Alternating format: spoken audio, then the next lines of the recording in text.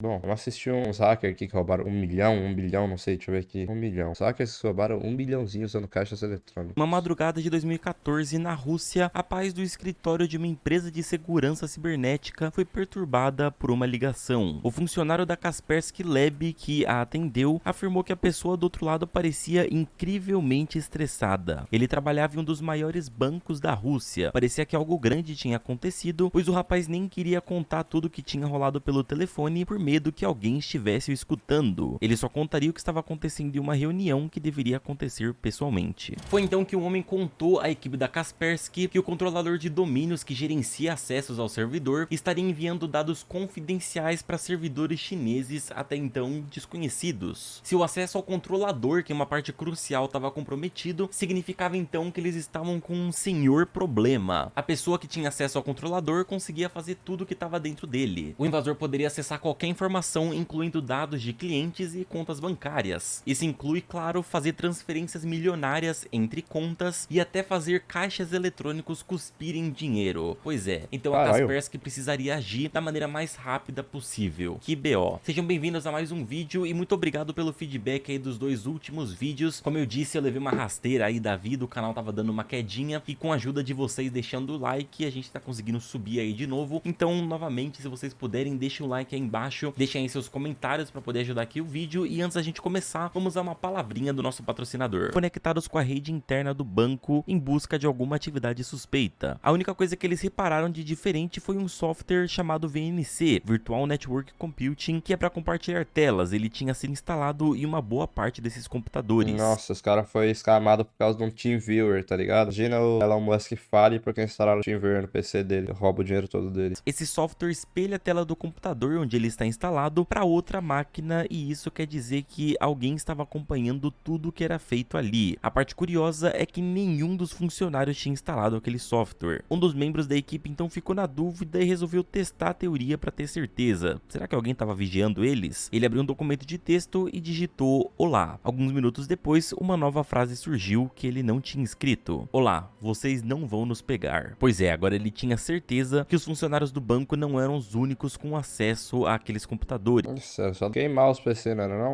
E agora eles precisariam descobrir quem estava por trás disso. O primeiro passo era entender como que eles conseguiram tamanho controle às máquinas a ponto de conseguir instalar um software lá dentro. Foi então que investigando descobriram que um dos funcionários recebeu um e-mail de um suposto cliente. Esse e-mail tinha um documento do Word que estava contaminado. O malware foi ativado assim que o documento foi executado e o VNC foi instalado no computador. Tudo isso graças à técnica de phishing. Para você que não sabe, phishing é basicamente uma técnica que costuma rolar via pescaria, mano, pra quem não sabe. E-mail, onde você envia uma mensagem para 1 zilhão de pessoas na esperança de que pelo menos uma delas caia no golpe. Um exemplo recente disso é o caso dos youtubers sendo hackeados. Os hackers mandam e-mails falsos para um monte de youtubers e eventualmente um deles acaba baixando os arquivos e perde o canal. Com o VNC Já ouvi isso aí mesmo. instalado, os hackers tinham acesso a todos os controles da máquina e com isso conseguiram infectar os demais computadores do banco. Foi assim que chegaram até o computador do administrador. Com acesso a essa máquina em mãos, os hackers passaram a iniciar o máximo de programas possíveis em segundo plano para tentar deixar o computador o mais lento possível. Mas isso não seria uma boa estratégia se eles quisessem passar despercebido, né? Bom, o computador de fato ficou muito lento e resolveram chamar os técnicos. Eles foram no computador, colocaram a senha de administrador e foram investigar. Acontece que na verdade o hacker estava jogando um xadrez 4D com os técnicos, porque de propósito eles deixaram o computador do administrador lento para os técnicos irem lá e digitarem a senha de acesso, e enquanto isso tinha um vírus em segundo plano rodando chamado Keylogger que estava capturando todas as teclas digitadas. A partir daí, os hackers conseguiram a senha do ADM e podiam espalhar o vírus para toda a rede do banco. Puta que pariu. A partir daí, a missão dos criminosos era observar meticulosamente Parece que os caras estão numa sala de máscara mexendo no PC, tá ligado? O ar-condicionado desligado, inclusive. as ações dos funcionários para entender como eles trabalhavam e os protocolos que seguiam. Essa situação seguiu por meses até que eles se sentiram seguros para fazer algo maior sem levantar muitas suspeitas. Os hackers se passavam por funcionários de alto escalão como gerentes do banco e usando essa fachada eles enviavam quantias enormes de dinheiro para suas contas e em seguida repetiam o processo usando o sistema de pagamento virtual. Por último, eles enviavam mais uma vez o dinheiro, dessa vez para contas que ficavam na China. Enquanto isso, pessoas contratadas pelos hackers, as famosas mulas de dinheiro, ficavam ficavam em prontidão em caixas eletrônicos para poder pegar a quantia enviada. Perceba que eu falei pegar e não sacar, pois era exatamente o que acontecia. Como os hackers tinham total controle sobre o sistema do banco, eles também tinham sobre os caixas eletrônicos, então conseguiam fazer a máquina literalmente cuspir o dinheiro que eles precisavam. Caralho. As máquinas Sabia que dá pra fazer isso com máquina de banco, não. Pra mim tinha que explodir pra roubar. As escolhidas ficavam em áreas isoladas ou pouco movimentadas, justamente para não levantar nenhuma suspeita. Os hackers escolhiam contas específicas para fazer o esquema. O pré-requisito era que tivesse pouco dinheiro em saldo. Em seguida, eles enviavam uma grande quantidade de dinheiro para essas contas e mandavam um comando para o caixa eletrônico liberar aquele valor, deixando apenas o valor que tinha anteriormente na conta, fazendo com que os donos reais dessas contas nem percebessem o que rolou. O domínio dos hackers sobre o sistema do banco era de fato impressionante, mas não infalível. Pelas contas dos funcionários da Kaspersky, a equipe teria roubado mais de 9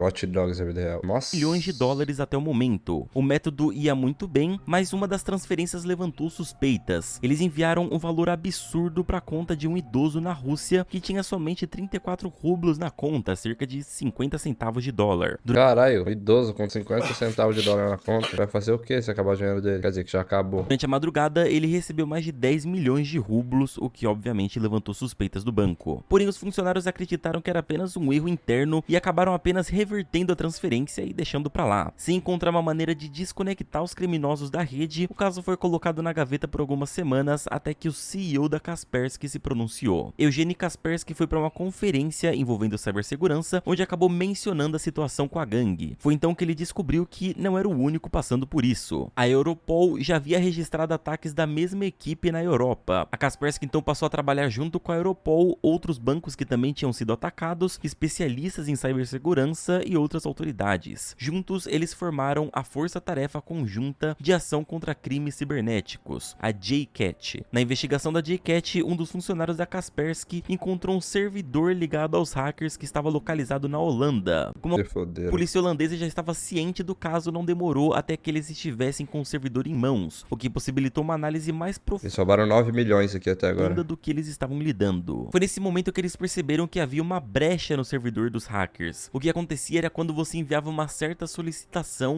Não, eu acho que eles vão roubar 1 bilhão não, sinceramente. certo código pro servidor, ele retornava um erro em específico. Assim, dava para identificá-los e com isso em mente, a investigação passou a varrer a internet inteira procurando por todos os servidores de controle relacionados ao banco e foram fazendo esse esquema de executar o código e vendo se retornava aquele tal erro. Foi nesse momento que eles acabaram dando um nome pro malware, o Carbanak. O nome surgiu da junção de Carber, um malware, com um arquivo de configuração chamado Anunnaki. Anunnaki é um mod do Ark que adiciona dinossauro. Eles já haviam entendido como o Carbanak funcionava e agora tinham a missão de derrubá-lo por vez. Porém, o Carbanak começou a trocar o malware original, que já era conhecido das autoridades, e passou a usar outras ferramentas, como o Cobalt Strike. Por conta da mudança de tática, eles conseguiram sair do campo de visão do JCAT por um período, enquanto continuavam roubando vários bancos debaixo dos radares. A Europol estima que mais de 100 bancos foram hackeados e cerca de 1,2 bilhões de dólares foram roubados. Enquanto inicialmente a maioria dos ataques hackers, 1,2 bilhões de dólares foram roubados. Passou já de 1 bilhão. Inicialmente, a maioria dos ataques hackers estavam rolando na Rússia e na Ucrânia. Vários outros bancos passaram a sofrer com Carbanak também, na Espanha, na China, nos Estados Unidos, na Índia e em vários outros países. Agora, além dos investigadores do JCAT, o governo de vários países também estavam trabalhando em conjunto. As buscas estavam se intensificando e enquanto isso o Carbanak estava tentando ficar debaixo dos panos, porém algo aconteceu. Em casos de ataques hackers grandes assim, normalmente a casa cai quando alguém vacila e geralmente é por bobeira. Em 2016, 2 homens foram até um dos caixas eletrônicos disponíveis nas ruas de Taiwan. Na sequência, um terceiro homem que não os conhecia também chegou ao local para acessar o caixa. Com a chegada dele, os 2 primeiros ficaram visivelmente nervosos a ponto de saírem de lá rapidamente. O que eles não perceberam é que deixaram cerca de 60 mil dólares taiwaneses, aproximadamente 10 mil reais, na boca do caixa. Com um comportamento estranho dos dois, somado à quantia enorme deixada no local, o terceiro homem resolveu contatar a polícia. Os oficiais taiwaneses puxaram as câmeras de segurança do local e notaram a rapidez com que os 2 homens agiram. Assim que chegaram, as máquinas automaticamente foram acionadas e em pouquíssimos segundos o dinheiro saiu. Não demorou até que a notícia saísse nos jornais e o nome Carbanak viesse à tona novamente. Com as imagens das câmeras em mão, cerca de 500 oficiais vasculharam acompanharam as filmagens Os caras é muito burro. frame Os caras ficam em choque, né? Os caras não é ladrão por profissional. frame até que chegaram no endereço dos tais dois homens. A partir daí foi questão de tempo até que mais mulas de dinheiro fossem identificadas. Ao todo, a polícia de Taiwan conseguiu nome e foto de 22 suspeitos. Caralho. Desses, 19 conseguiram fugir antes de serem presos. Um dos 3 que sobraram, o Andreas Peregudovs, era considerado o líder de toda a operação. Quando viu seu rosto nos programas de notícia, Andreas imediatamente decidiu se desfazer do dinheiro, escondendo 2 mochilas cheias de cédulas em uma região próxima ao Donggu Park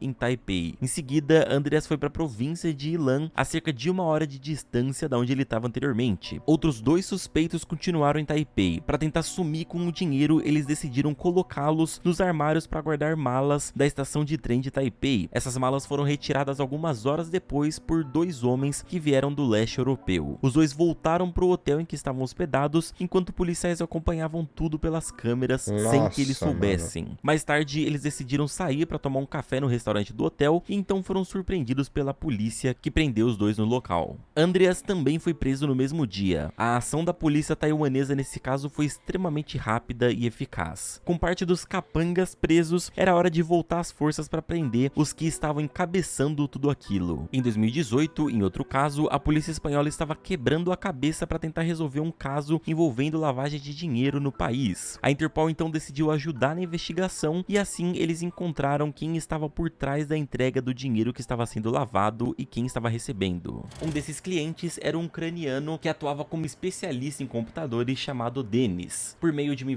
Denis, mano. investigação, descobriram que o Denis tinha conexões diretas com cyberataques feitos por máfias da Moldávia e da Rússia. Denis é nome de Isso ladrão, foi não, que caralho. conectou ele ao Karbanak. Essas máfias davam as mulas a Denis para que ele pudesse movimentar os dinheiros, enquanto dava 40% do lucro para essas máfias. Denis e outros 3 membros do grupo foram presos naquele mesmo ano. Na casa onde Denis morava, encontraram 2 BMWs na garagem, uma caixa cheia de joias, além de cartões pré-pagos contendo cerca de 15 mil bitcoins, que valiam cerca de 150 milhões de dólares na época. Com a prisão do Ele grupo, comprou Bitcoin, mano. O Denis foi inteligente. o código-fonte Karbanak acabou Tá preso. vazando para o público. Um dos especialistas da Kaspersky, o Sergei Golovanov, afirmou que não é uma preocupação, pois segundo ele, a indústria de segurança cibernética evoluiu o suficiente para detectar o código com facilidade. Para ele, a divulgação do código-fonte simboliza um avanço significativo nas defesas do ciberespaço, pois faz com que as grandes empresas foquem mais em como proteger seus sistemas. Para evitar não só esse, como diversos outros casos de malware, é importante manter a atenção ao navegar e usar a internet de maneira segura, incluindo seguir regras básicas como não abrir e-mails suspeitos.